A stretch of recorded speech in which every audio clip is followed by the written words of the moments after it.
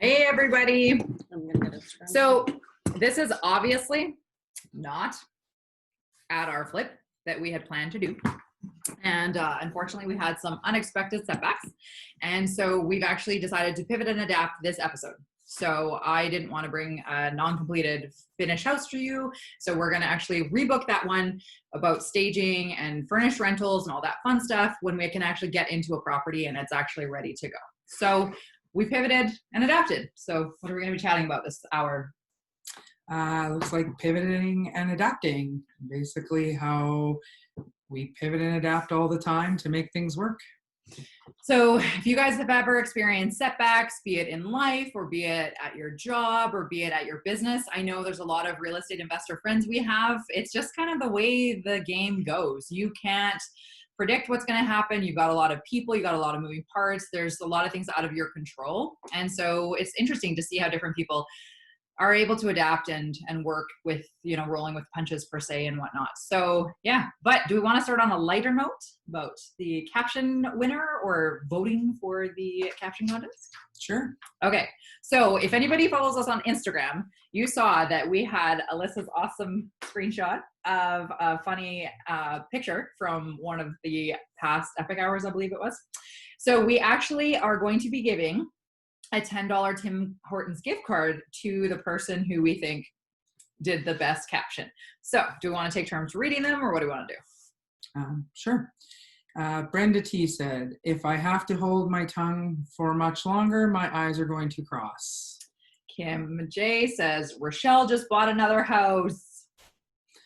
Darlene B should have drank the tequila. Pete says, where the hell are my sunglasses? AK, well, that's an interesting way to fix it, as she is staring at a radiator hose that has been taped up with electrical tape. That could be quite appropriate, actually. Scotty S, who put bleeping anchovies on the pizza?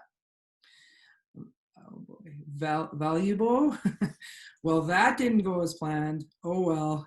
But that's actually quite a good intro to pivoting and adapting. Social media guru. Damn it, I forgot my sunglasses on during webinar. Again! Ashley's going to kill me.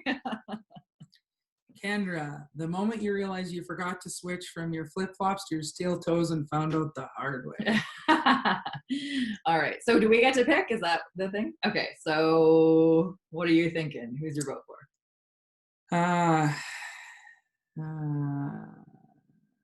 Geez, there's lots of good ones here. Electrical tape was good. That's the one I'm leaning towards. Sure, that sounds good. Well, that's an interesting way to fix it. I'm pretty sure Alyssa does this space a few times a day. Yeah. Okay.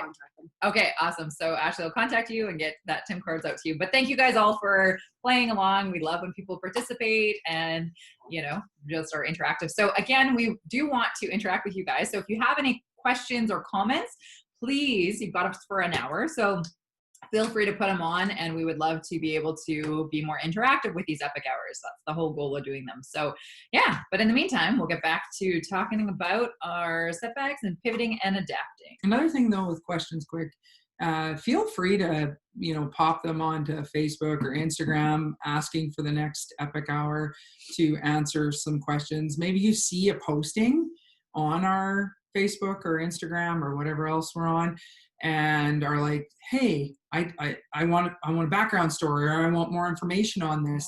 It'd be really great if you would just ask the questions and then we'll turn around and we'll acknowledge, hey, so-and-so asked for this question and we'll give you an answer. Yeah, and it would be so great if that actually helped to create content for the future Epic Hours because, again, we can talk about anything, as anybody who's talked to us probably realizes, but we really want it to stay relevant. And so if one of you guys is thinking it, there's probably if one of you guys is asking it, there's probably 10 more people thinking it.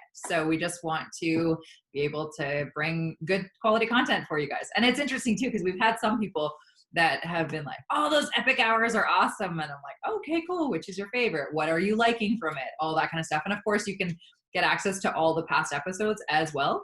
And if you miss some, they're always recorded. Now we're doing the Facebook Lives as well. So you can always just go on Facebook and find them that way, which is awesome. So multiple channels. And yeah. So what do we got? We already stated pivot and adapt philosophy at Epic Alliance Inc. and what it means. How to not let setbacks stop you from preserving and achieving your goals. Or persevering, sorry. So at the end of the day, it's really important to stay focused and goal orientated as far as having your to-do list. But sometimes your to-do list just isn't meant to happen today. And that's really what has happened today, specifically with this, right? We were supposed to be at site. We were supposed to be able to get the property listed first thing Monday morning, all that fun jazz. And it's just not happening this week or the way it's going to work. So sometimes there's a reason behind everything. And I always, we are big into playing off of the universe and why things happen. Like not everything can be rainbows and unicorns. We know this. But at the end of the day, usually if you're able to step back for a minute, and it can be hard when you're in it, but if you're able to step back and look at the bigger picture, sometimes, and it's that whole adage, when one door closes, another one opens, but it's true. Sometimes the universe is putting stuff in front of us for a bigger purpose that we can't see right now. And so we always try to keep that in front of mind, and it's difficult in the moment for me a lot of times, but then, you do what you can, clean up, bring the necessary means and whatever, and you figure it out. The other thing that I wanted to kind of talk about too is, and this is something we're going through as an entire corporate culture right now, is staff. We're hiring how many positions right now? Okay. Well, PIs, we just are pretty much down to figuring out who our receptionist will be. And then we have the carpenters. We just finished adding to the accounts payable. We were looking at a warehouse person. So. And then we just hired my assistant. And your assistant. So yeah. I don't know what that count was, but that's seven positions. So it's a lot of interviews. That's all. And Alyssa sits in on all the interviews, so of course that takes. And I'm cleaners. And cleaners. Yeah. 8. Again, we have a team of 80, and some people are like, "Why are you guys always hiring?" It's because we're always growing. Yeah. And at the same time, we're really quick to hire, but we're really quick to fire as well. Mm-hmm. And so if people aren't fitting into the corporate culture, or people just aren't vibing well, or they're not performing, because it's crazy to me how many people come in, say that they're this type of person, or that their capacity or their capabilities are really here, but then when you actually throw them into the fire, they're actually proving out to be here. And we won't tolerate that. And so for us, we're just like, hey, it's not working, let it go, cut them loose and move on with life. Because and this is something, it's a lesson for life too, because a lot of people, you can look at a relationship, look at, people you've got around you, or even maybe your job's not a good fit for you anymore. Do you stay in that part of your world where you're not striving to be the best, or, just really push yourself because you're comfortable, or, it's going to be so hard to let somebody go, and then you're going to have to repost, and then you're going to have to interview, and you're whatever. Rip the Band-Aid off, guys. You're just prolonging the suffering if you don't deal with the things at that time. I definitely over the years have gotten better at dealing with the quick transition of when someone just isn't working out or isn't fitting. It then makes, it's not easy for everybody, because you want to, for those of us that are more nurturing or have more empathy, you're thinking, okay, well, this person's relying on this job for feeding their family and all the things. Ultimately, though, if you're going to have a successful company and you're going to keep your corporate culture whole and where it needs to be, you need to remove the bad apples before they rot all the apples. And there's no way around it. Again, there's a fine line between giving people a chance and, where that is. But as you go through, you learn very quickly where your chances and empathy should end, and how there's a point where it's like, this is just not going to work, and it never will. Yeah. There's a fine line between like innocently not knowing and messing up versus literally being told the same thing multiple times and then not following the direction of the practices that are literally ingrained into the corporate culture. That's a disrespect thing, and it's just not acceptable. And a really tight-knit company, even though we are quite large and spread out over multiple different divisions. But it's really awesome how our team really sticks together. And so if somebody's not fitting in or whatnot, there's a lot of support. And that's where I've always said it's like a cancer if you get somebody who's doesn't belong there, and it can quickly poison with negativity. Now you have to be careful with saying not fitting in. We're not No. talking like a high school clique. No. What we're talking about is we need people that pivot and adapt. We need people that can handle the chaos. That's sometimes something that'll kind of cause people to become incapable or unstable or whatever you want to, however you want to verb it, and not be able to work through it. And that right there, it's just not a fit. Yeah. Right? Because our company, like Rochelle said, is growing so fast and there's so much going on that if you're going to just come unglued when there's a couple things that go sideways or whatever, it's just not a fit. Yeah. And that's where I'm going back to the corporate culture. For us, it's integrity over everything. And that's in all aspects of the business, whether you're a tradesperson, whether you're a cleaner, whether you're our sales team, right? And that goes to one of the other big aspects is pivoting and adapting and understanding that we're just in a really chaotic environment because there's a lot of moving parts that are out of our control. We've got over 400 properties. We've got, 700 doors. Like there's a lot of things happening, and, opening up new cities, opening up a new country. Like those are things that are going to ripple in different ways throughout the different entities of our company. And yeah, some people are just wanted to be really stagnated, and they're like, but it's not the way it was a year ago. Yeah. And it won't ever be the way it was a year ago. And that's a good thing. That's, again, our corporate culture, where if somebody's like, well, I want it to be that way, it's never going to be that way again. So you know what? We should probably just cut ties because it's not going to be a fit. So, and we always say too, even when we hire people, sometimes we'll say, you know what? It's okay if we're only a chapter in your story. It doesn't have to be the be all end all. Yeah. Sometimes we're, a stepping stone for some. Other times they're lifers, and they're able to grow with the company and meld. And I mean, look at Bailey, for example. She's already had 3 different positions, and she's been here for I don't even know how many months. Sorry, Since February. 7 months.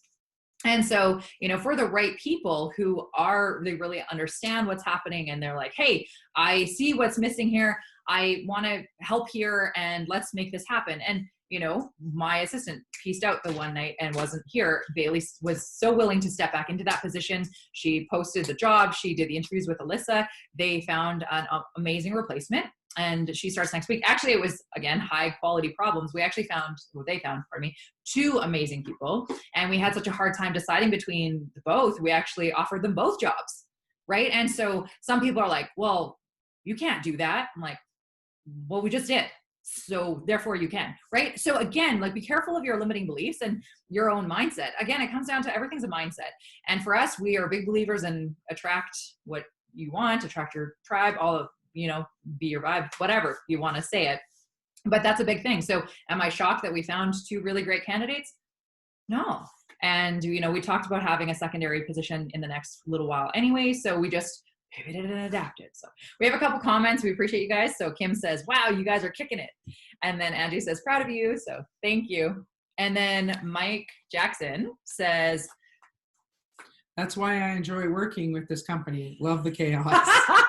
And that's exactly it, right? And we love having you on too, on part of our team, Mike.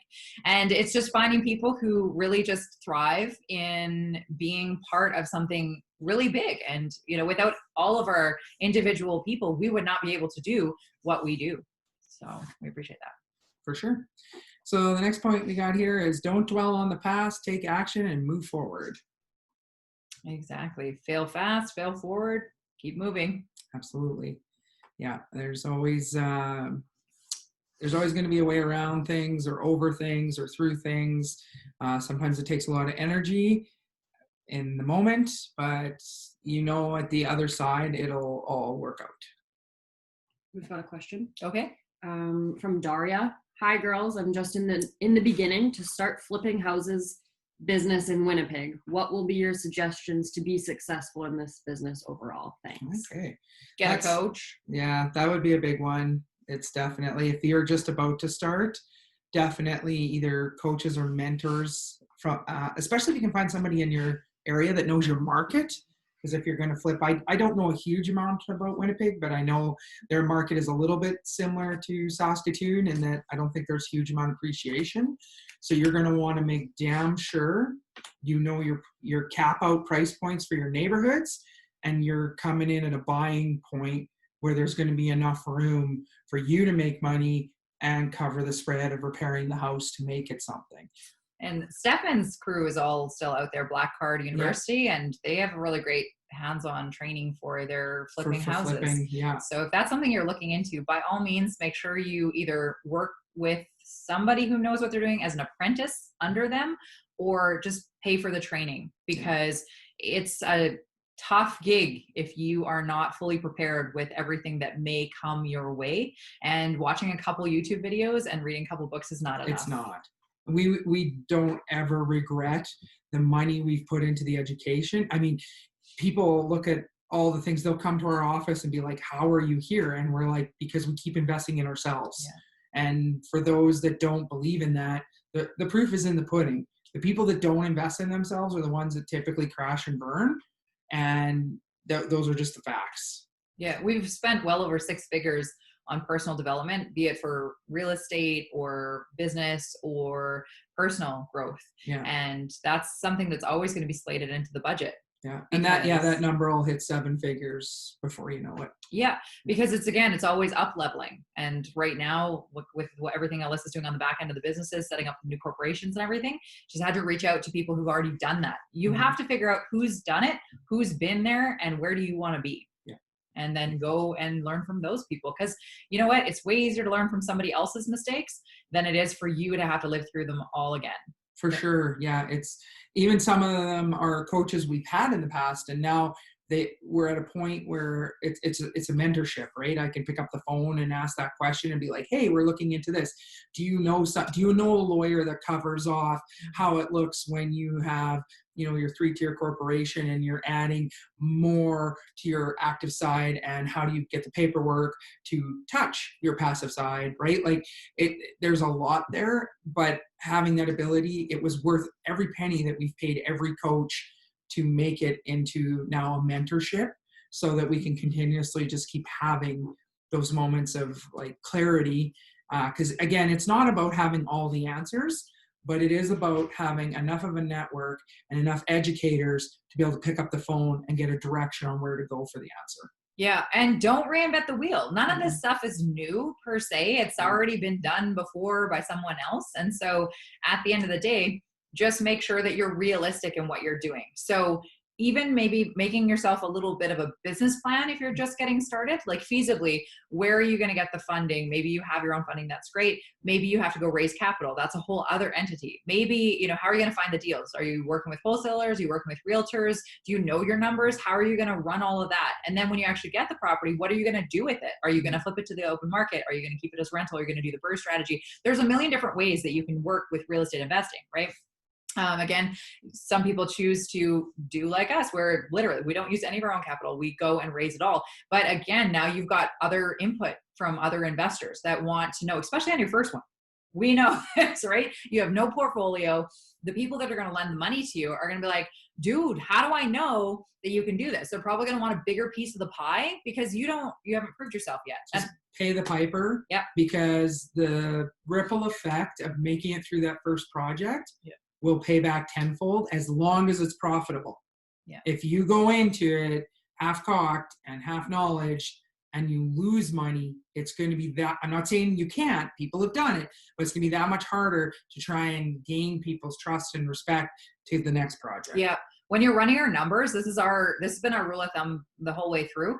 But when you're forecasting for your flip, like if, for example, if you think you can sell that property for $250,000 finished, then forecast at 230.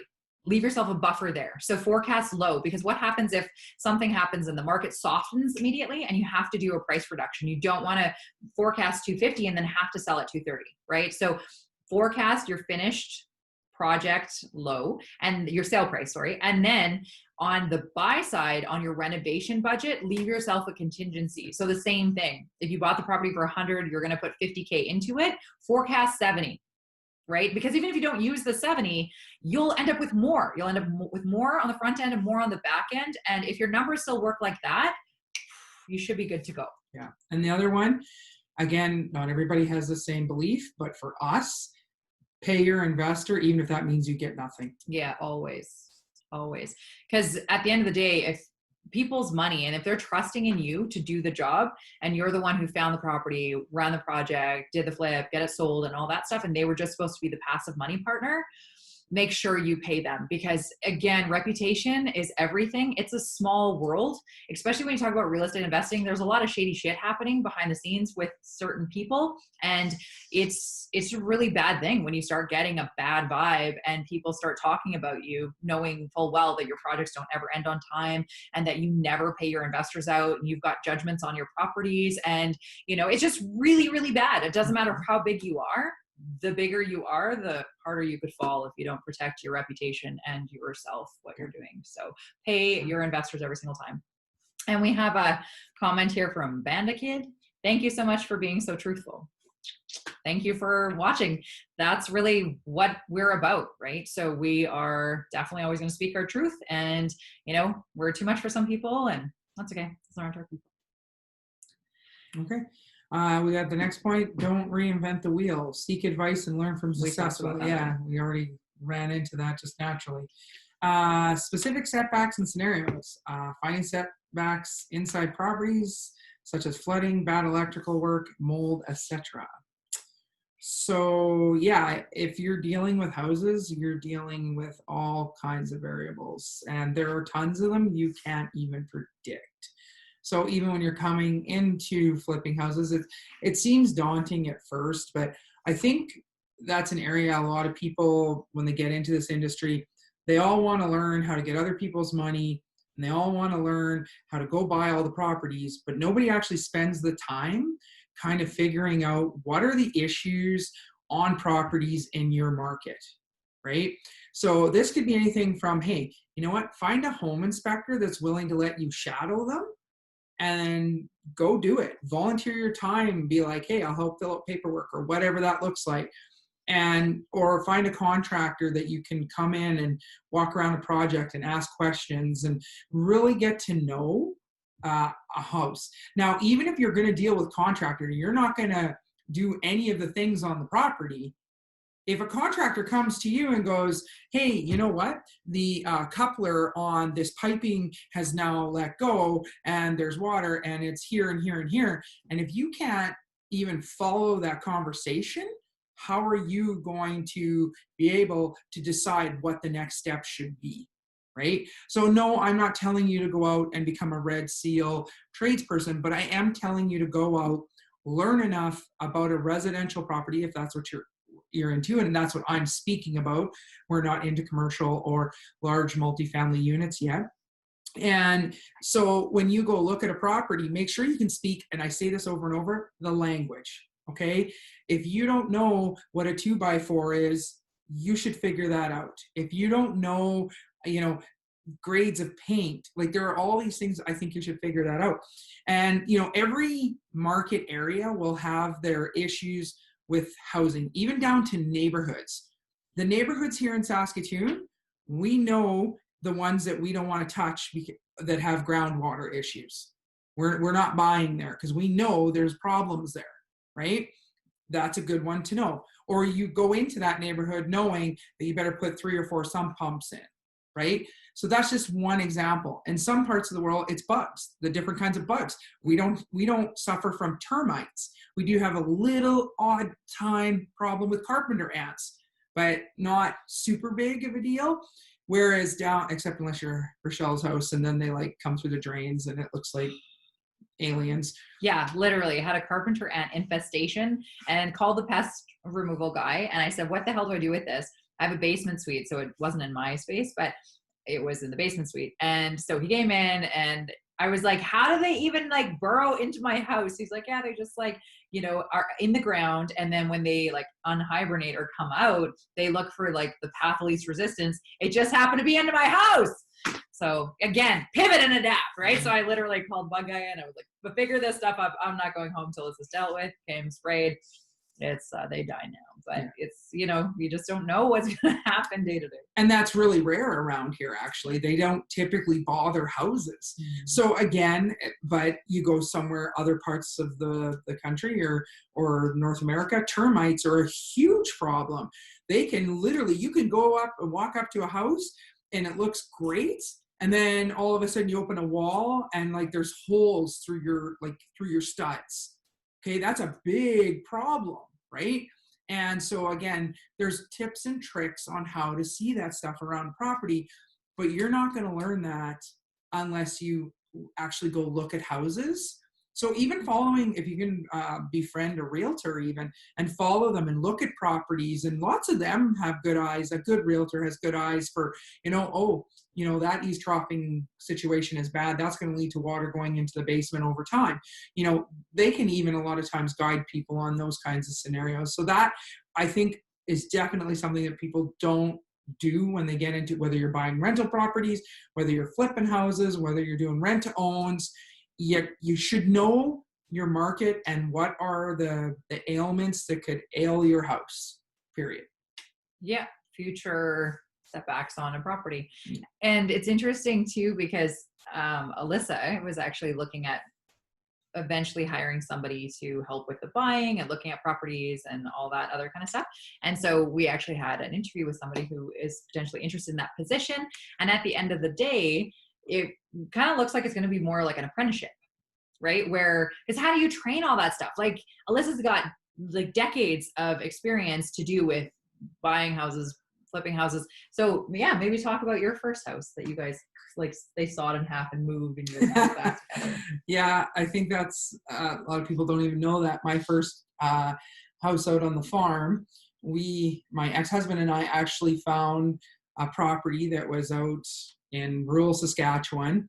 It was a 2,200 square foot house built like Fort Knox. It had 2x8 walls. And if anyone knows anything about structural, most houses now, like, they're not 2x8, they're 2x4, 2x6, right? So to find an actual building that is built like that is phenomenal. And this thing had literally, it was built in the 80s, and it had it even had the low voltage wiring. So you had the master panel in the bedroom, like literally. And this house was literally, nobody would buy it because they couldn't figure out how to move it because it was L-shaped. And so, of course, again, pivoting and adapting has been my natural thing, and problem solving. And so when we went and looked at it, they wanted $15,000 for this house. $15,000 for a 2,200 square foot finished house. Yeah. So I said, there's a way. There's always a way to do something. So I started phoning movers and I started all the things. And they said, we can cut it in half. And I said, interesting, tell me more. And they said, so yeah, we can cut it in half, and we would place each piece on the basement, and then we would actually put the house back together. And that's what we did. So we literally, and it costs, obviously this was a while ago, but it cost, I believe it was about $36,000 so basically for around 50 grand, I got a 2,200 square foot house that was completely done. Obviously I had to go in and finish things, and my ex-husband still lives in that house, and there's zero issues. Everything was sealed up properly. Everything was done. Everything was corrected when we cut. And yeah, it's an amazing property and home. So yeah, everything is possible if you can just keep asking questions and I just kept talking to people and all the things. So yeah, there's always a way. And with that story too, like, we've had people bring us houses that they wanted moved, and like these were in Saskatoon, and they were like, well, it sucks to be able to just push it over. It has good bones. The problem is that you have to, moving houses out of Saskatoon, like, you have to sometimes drop power lines and stuff, and then you have to pay for all that. It's possible. Anything is possible, but you have to calculate, does the financial side of it make sense for what it's going to be? And the other thing is too, you can't move properties or buildings into Saskatoon. You have to take them out of Saskatoon. And that's something that people don't know. Some people are like, oh, I'm just going to go buy a prefabbed home and move it onto a lot in Saskatoon. I'm like, you can't do that. right? But like, you have to know your guidelines. You have to know what is viable in your market. And if it doesn't make sense, then it doesn't matter, you know, what the numbers are. That just won't, it's not possible, right? So figure out, do your research, make sure you know your market. So we have a couple more comments. So Bandit Kid says, what specific programs would you recommend for investor education? It really depends on what specifically you want to learn. If you're wanting to raise capital, that's one thing. If you want to learn how to find houses and flip them, that's another thing. If you want to, like, there's so many different ways you can get into real estate investing. There's some people that just train about buying multifamily. So you raise capital and you do the multifamily and you do the BRRRR strategy kind of thing. So there's so many different things. So what specifically is it that you want to learn? Because there's different, in my opinion, different coaches for different things. So number one, first figure out if you're in the right headspace. Everybody always wants to jump to the investor education or jump automatically to but what people get lost in is how this came together and happened for Rochelle is because the first component of this journey was we were both taking personal growth because our heads were then that made me look like I went big-headed, but it's our minds were able to take in these actual concepts of even flipping a house or doing all the things, right?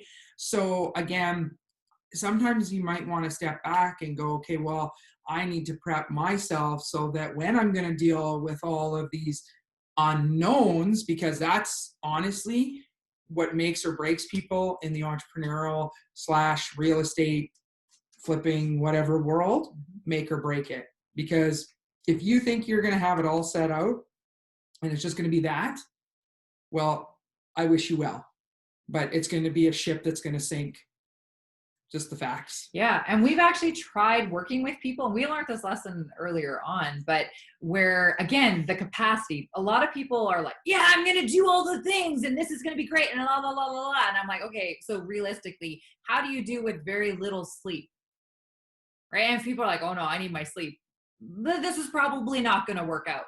Okay. And, you know, again, and I'm not poking, like, I understand mental health issues are a big deal. I completely respect that.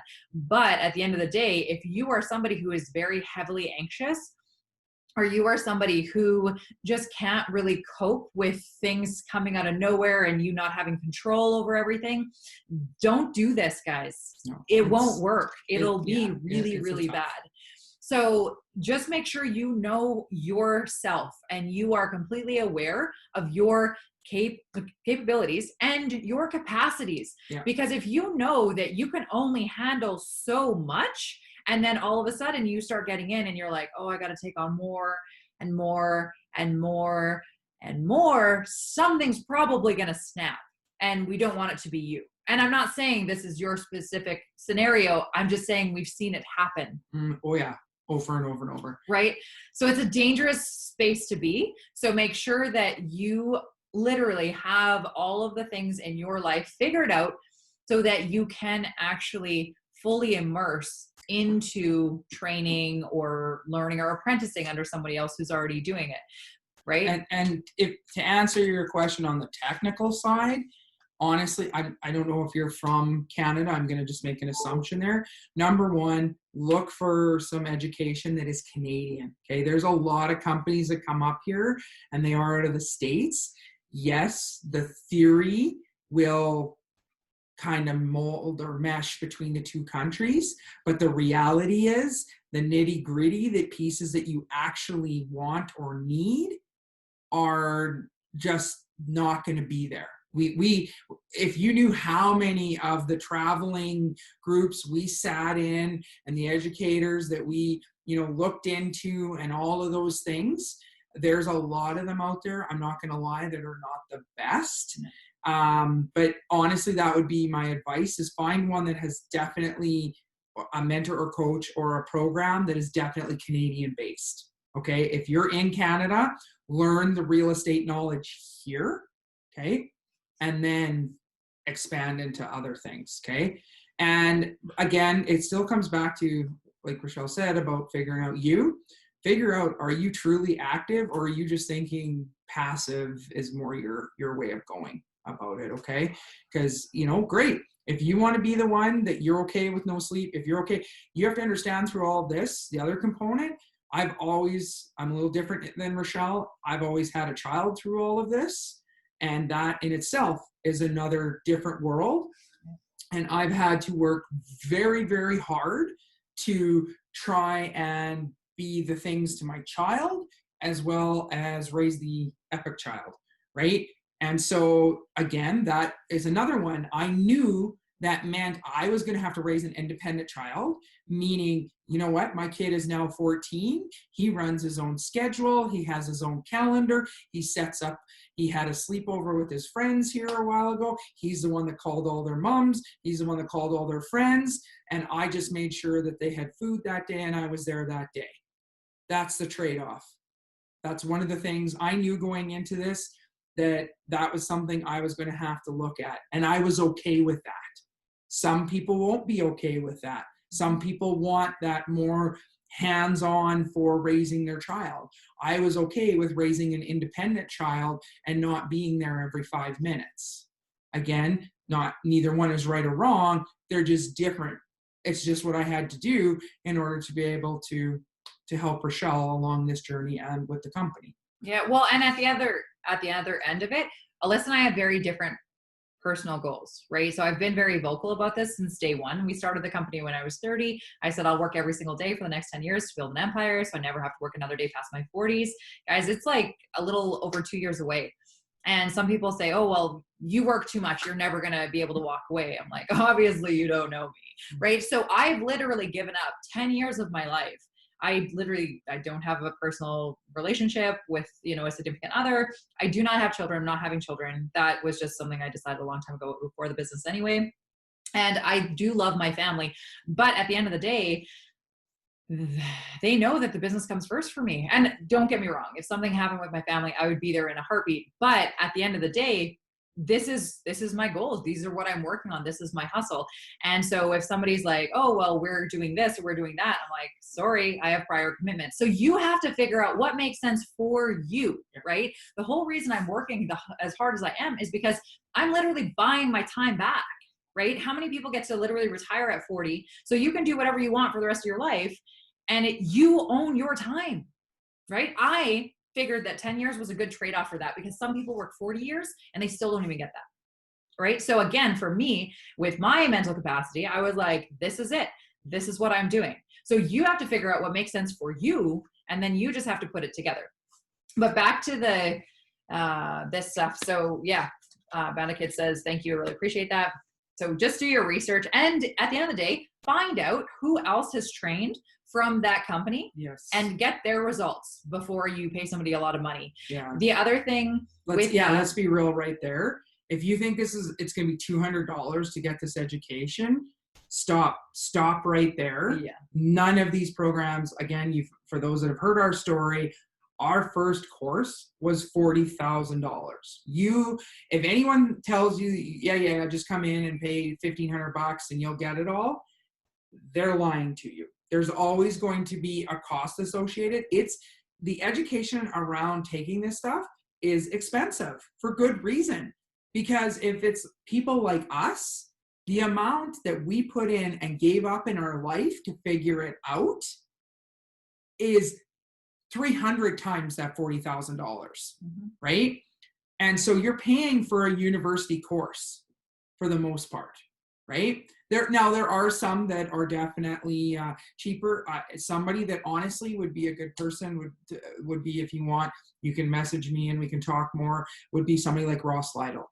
He's definitely more of an affordable coach, and he is very smart and does a phenomenal job. Yeah, and there's so many different ones and different entities. It just depends on what your capacity is. Again, we go back and what your money is. But don't expect to get the whole gamut for $2,000. Like if you're not willing to pay at least $10,000 for the coaching, guaranteed you're not going to be able to do this full time.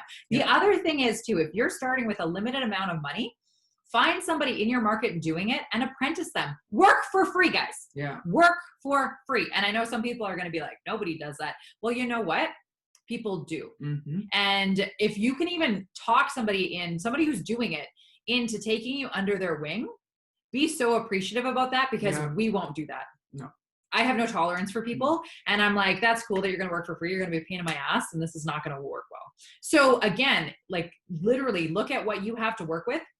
What are your strengths? What do you bring to the table? And see if you can offer your services to be of use to somebody else, and then glean their information and learn from them and be transparent about it. Be like, you know what? I want to be like you when I grow up. Could I come and work with you? Here's what I can bring to you. Yeah. And then it's a win-win, right? And be transparent about it. Don't be like, yeah, I'll come on your payroll. I'll do all the things, and then I'm going to learn everything. And then 2 years later, go try and rip you off. That's not going to end well. No. Right? Be truthful about it. Because again, we're not against people coming in and learning from us, but don't be shady about it and be like, I'm just trying to learn so I can steal your business model.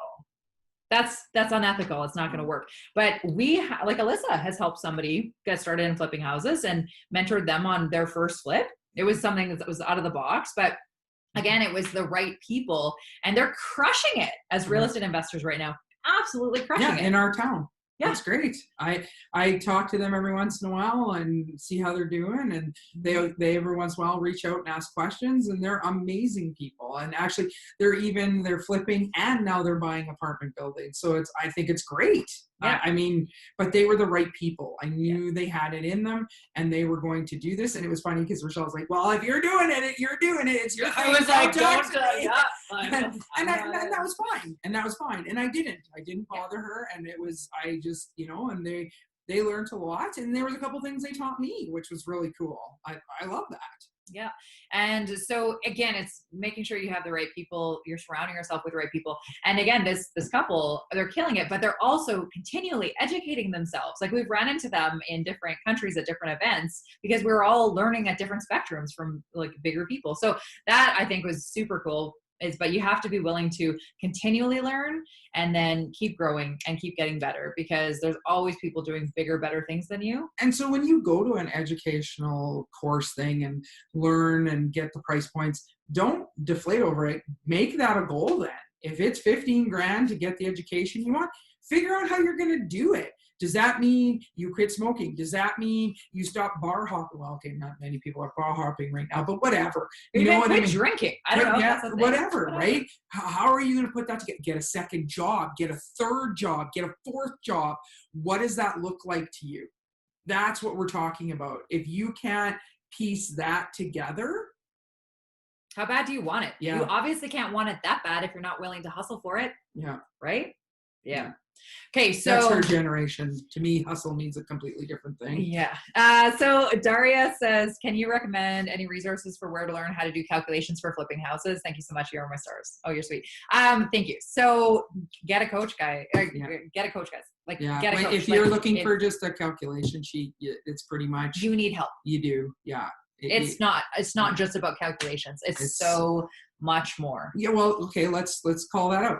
Rochelle, when you analyze a house, what do you do? Okay, so when I go through a property, I'm going to literally walk through. I'm going to write down how many beds and baths and square footage. I'm going to walk through what size is the service, the electrical amperage. Is it 70 amp, 60 amp, 100 amp, whatever?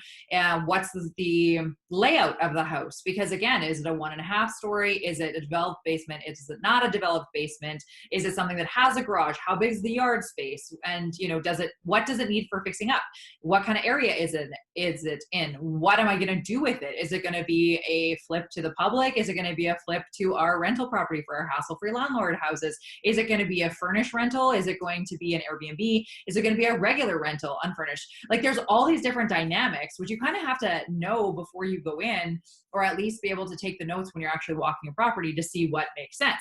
From there, I'm going to say, okay, well, if it's this, it's going to be this for the rental budget. If it's this, it's going to be this for the rental budget. All these things change, and they're also going to change the ARV of the usage of the property as well. So you've got to have there's all these moving parts, right?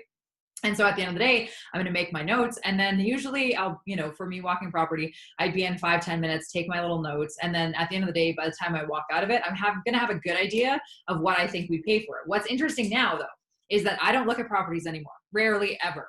So Alyssa does all the things. What's interesting is from day one, when we used to walk a property together, I would do my calculations. I would end up with my number. Alyssa would walk a property. She'd be like, yeah, we get out and we give an offer within 5 minutes, right? And I'm like, what's your number? And so I'm looking at my list. I'm like, okay, I got this. My number is 150. What's your number, Alyssa? And mine would either be 5,000 below or above exactly what hers was, and I didn't spend the 45 minutes doing the numbers. It wouldn't be 45 minutes. I can do it in 5 minutes. But yeah, but at the end of the day, it came down to Rochelle will go do the calculations. When I opened up to personal growth journey and I learned me and how I'm wired and all the things, for those again that don't know, between my ADHD and dyslexia, if I sat down and started trying to write formulas, I'm going to get so lost trying to figure it out. It just isn't going to work for me. So I had to, on my own, figure out how I could. So I just had to learn how to do it energetically. So I don't even have a calculation sheet. I just know.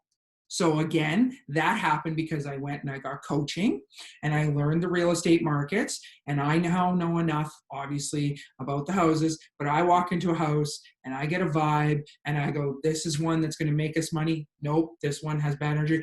This is not going to work. There's something here. I'm out. That is it. That's it for me. So when you're talking about, calculations for flipping houses and stuff, yeah, there's always, to some degree, numbers involved. But Rochelle has the spreadsheet way of doing it. I work with like 3 numbers. That's it. And then the rest is all intuition. And it's not actually, so the way I do it too, it's not the spreadsheet. It's literally, I write my notes on a piece of scrap paper and I add them up. Yeah. So again, some people want to be really overly analytical with stuff and they want to have the spreadsheets. I hate technology, never have used computers for that kind of stuff. So when people were like, oh, but it's a great way to learn. Yes. Right? You have to know what you're looking for in order to make the numbers make sense. And then the other side of it too is, again, we're looking at hundreds of houses every single year, buying hundreds of houses every single year. Obviously, you kind of learn what to pick up on and you get quicker at it. But at the end of the day, go get the experience. Yeah. Go look at properties. So it might look like, maybe become an assistant for a realtor so you can learn what offers look like, understand the language, understand the numbers behind the offers, do that for a while, then go be an assistant for some contractor. Maybe it's, maybe you're not mechanically inclined or tool orientated. They all have bookkeeper. They all have somebody doing some kind of paperwork for them. Be that person so you can learn that side of it and figure it out. Piece it together, right? Again, that would be a more affordable way to do it, but it's going to take time, right? That's the difference. If you can put out for those educations and then get, that coach, it's going to speed it up. That's the difference. Yeah. And that's what hiring a coach or having a mentor does, is it compresses time. Yeah. So again, but there's a cost for that. So exactly that. And then we had a comment from Tina. You girls are just killing it. Very proud of you both. Thank you. And then, do we cover everything else? Any questions or comments? We got about 10 minutes left here. We have a question from Sahil. He says, what markets, city or town you would like to invest in for multifamily properties? So we don't really do multifamily properties, so we can't really comment on that. Anyone who learns our story, we do 4 units or less. Residential. But if you're looking for the apartment things, there's definitely people out there doing that. You should be able to, like somebody we know, I guess out of Calgary would be Pierre Paul. He's big into apartments, and he's also a coach. You could definitely look into him. There's so many people doing people that. out there doing that. It's not our wheelhouse, and we're staying in our lane. Yeah, and we don't actually look at other markets either, because why would we? We're in Saskatoon, right? So right now, the only experience we've done as far as like looking at other data and other markets is the States, which is a whole other beast. And again, it's still only residential. So sometimes people ask why we stayed away from large units, because it seems to be the trend. Once you get a certain number of single family homes, and everybody gets out of them and then they go to multi-units. Again, no judgment, just it's a pattern that we noticed throughout this industry. For us, it was like, we have a goal that we decided would take our business to the next level in our niche and put us on the map. So that's why we're one of the reasons we're sticking with single family homes. And the other thing is that we feel if you're getting into apartment complexes, you got to have deep pockets. Like you better, I'm not saying we're never going to do it. There's a really good chance our company will eventually look at that kind of thing and land development and all of it, right? But we need to really anchor these products and keep that growing.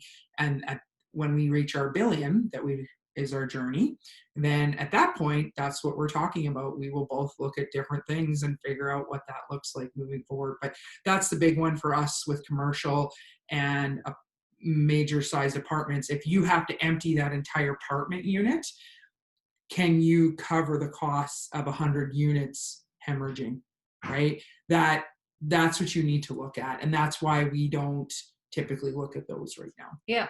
And when some people are like, no, you'd never have to do that with multifamily, we know people it's happened to. Mhm. And we know people who went belly up because of a situation like that. We know of 2 apartments in this town that were condemned and had to be pushed over. Yeah. How about buying one of those accidentally? Yeah. So Yeah. know your stuff, right? Yeah. And so for us, I'm like, I'm just not going to put our investors' money at risk because that's just not cool. So again, do you, but that's just not something we do. So the next one here is COVID-19 preventing us from opening up in the US when we expected to. Pivoting and adapting. Yeah. So I was down in the States up until March. The plan was I was literally coming home to visit my mom for a week when she unexpectedly broke her leg. And then I was literally supposed to get back on a plane. I was supposed to drive to the next city as soon as I got into the States, and we were going to start buying houses essentially. Obviously, COVID-19 changed that because I got stuck here. But what did we do because of it? Did we just curl up and die? No. This is when we literally were like, you know what, I'm going to be around for a while. Why don't we just really double down? And we did our 50 houses in 60 days for our HFLPs, right? So we just pivoted and adapted. We literally slayed our Saskatoon, Canada real estate investing, and we're still opening up in the States. It's just taking a little bit longer because of timelines for opening up corporations, bank accounts, all that kind of stuff, but it's coming.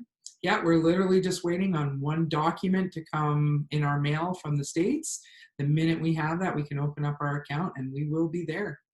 Stay tuned. That'll be a whole other epic hour. Yeah. And then last, I guess it's, second, another one here. Oh, yeah. Yeah. Okay. We are outgrowing our office space, so we are pivoting and adapting and moving some of our team to a vacant property. So yeah, we are busting at the seams. Actually, ironically, the owners of this office that we're in, we're actually sitting down in negotiations to talk to them about what it would look like to purchase this building, because we will always need this space. But yes, because we have the team members that we have, we are expanding and at a faster rate than we can obviously get more office space.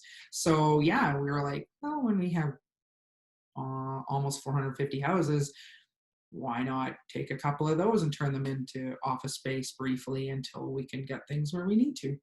So yeah. Again, pivoting and adapting, right? There's always going to be challenges, but how do you rise above them? And sometimes they're just temporary fixes. But if that's what it takes to ride out to the other side, that's cool. Purchasing estate houses, challenges of dealing with executors. Yeah, so again, when you have to deal with estate houses, you're dealing typically with lawyers, and sometimes you're dealing with multiple family members. So that's a lot of variables, right? So the lawyers, you have estate lawyers, and then you have real estate lawyers, and they have to communicate, and you have all the family members that have to communicate. So it's a lot of juggling, and it's not uncommon that those houses don't typically close on time.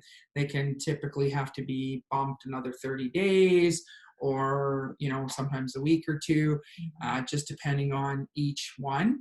So that's just an example of we typically go into these now being aware that, it's an estate house and there is a potential for something to be weird, and we just try to be ready for it. And what's interesting is you would think a realtor would know how to deal with this, but unfortunately, it's not something that happens every day. And there's a lot of realtors who have no idea how to deal with these. And so they'll go and put a property under contract. And of course, the person who's the executor on the account's like, yes, I want to sell it. Let's go. And then all of a sudden at the lawyers, they're like, wait, this hasn't even gone through probate yet. This can't even sell. And we're like, but we have an accepted offer. And they're like, that's a you problem, right? And so for us, it's just like, oh my goodness. So now we know what to look for, because this has happened, I think, at least 3 to 4 times.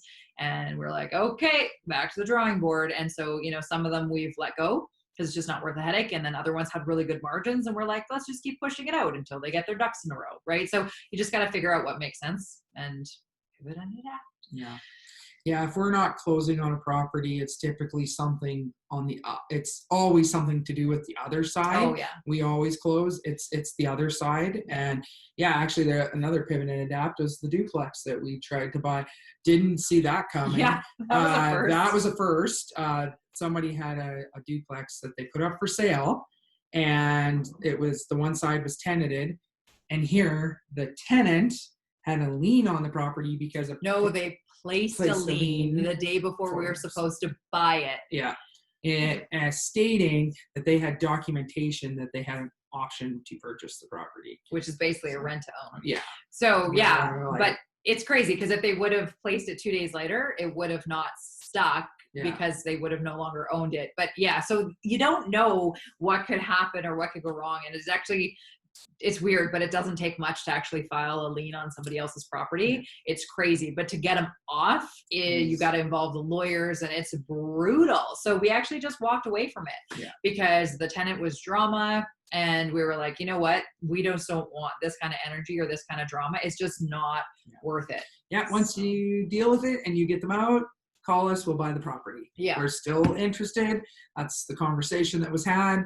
And that's that. Yeah. So you just got to figure out what makes sense. But yeah, that's it. Do we have a question or? Yeah. All right. What do we got?